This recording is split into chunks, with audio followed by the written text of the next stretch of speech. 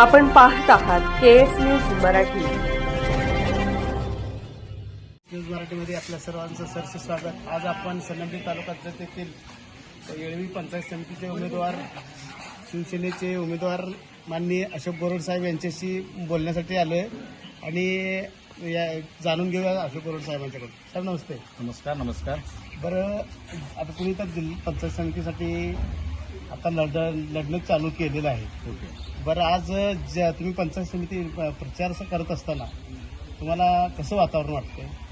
सध्या पंचायत समिती 2026चं जे माहोल चालू आहे त्या माहोलमध्ये पूर्णतः वातावरण हे शिवसेनेच्या बाजूनं आहे.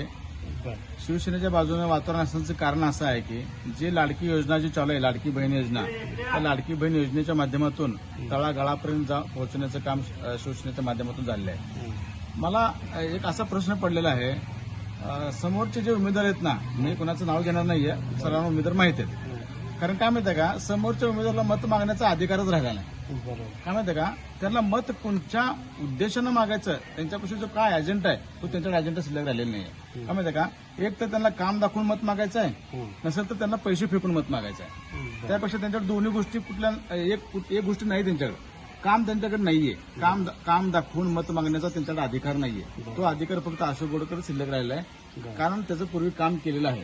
आता समोरच्या उमेदवाराकडे फक्त पैसा आहे, पैसा फेकायचा मतदान घ्यायचं, पैसा फेकायचं मतदान घ्यायचं. का माहिती आहे का, त्यांना माहिती आहे मी जर समोर गेलो तर मला काम दाखवावं लागेल. आता मला सांगा, तुम्ही जे बोलला की नाही, आता तुम्हाला असं वाटतंय का लोक काम बघून लोक मतदान करतील असं वाटतंय का तुम्हाला? हो का सर, माझा पूर्णपणे प्रामाणिक प्रयत्न असणार आहे की मी माझं काम दाखवून मतदान मागण्याचा माझा हक्क आहे. आणि जर लोकांना माझं काम पटलं असेल तर लोक मला भरघोस मताने विजयी करतील.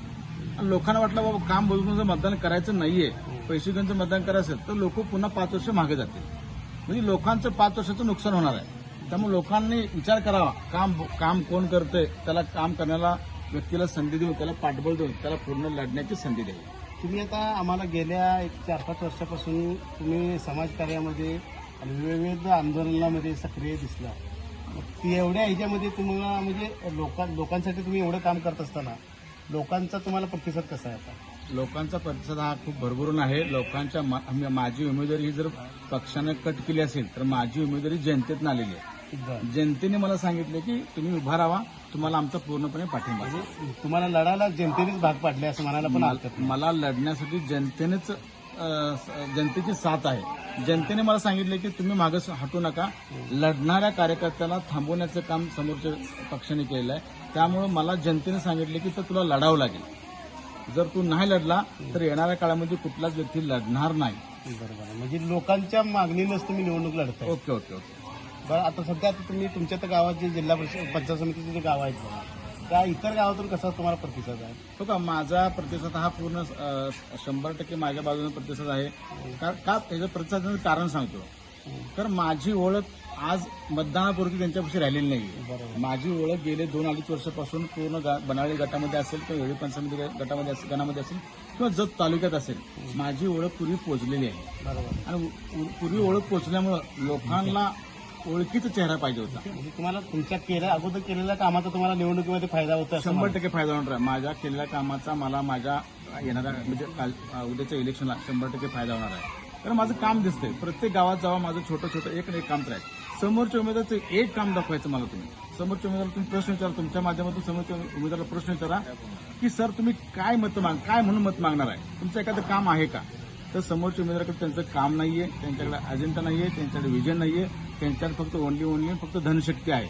धनशक्तीच्या जीवावर ते मतदान मागण्याचा त्यांना अधिकार आहे. मला माझ्या कामाच्या जीवावर मतदान मागण्याचा मला अधिकार आहे.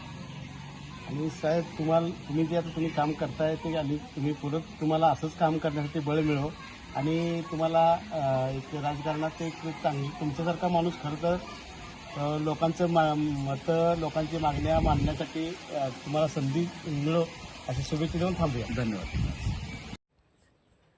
केएस न्यूज मराठी चॅनलला लाईक करा, शेअर करा आणि सबस्क्राईब करा.